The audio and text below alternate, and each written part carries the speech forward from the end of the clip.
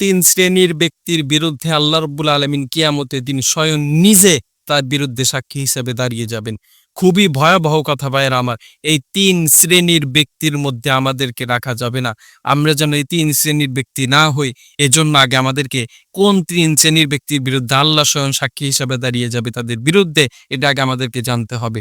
১ number, যেই ব্যক্তি আল্লাহর নামে ওয়াদা করে, আল্লাহর নামে কসম করে, প্রতিশ্রুতি করে, আর পরে সেটা ভঙ্গ করে ফেলে, ওয়াদা ভঙ্গ করে ফেলে, প্রতিশ্রুতি ভঙ্গ করে ফেলে, এই সমস্ত ব্যক্তির বিরুদ্ধে আল্লাহ রাব্বুল আলামিন কাল কিয়ামতের ময়দানে নিজে সাক্ষী হিসেবে দাঁড়িয়ে যাবেন।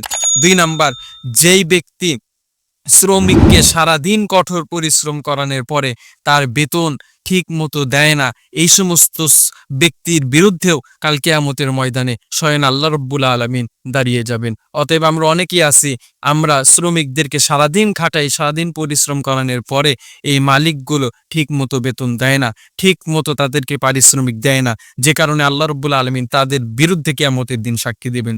আল্লাহ রাসূল সাল্লাল্লাহু আলাইহি ওয়াসাল্লাম হাদিসের মধ্যে বলেছেন যে শ্রমিকের কপালের ঘাম শুকানোর আগেই, কপালের ঘাম পায়ে পড়ার আগেই, কপালের ঘাম মাটিতে পড়ার আগেই তার পারিশ্রমিক পুরাপুরি তোমরা দিয়ে দাও।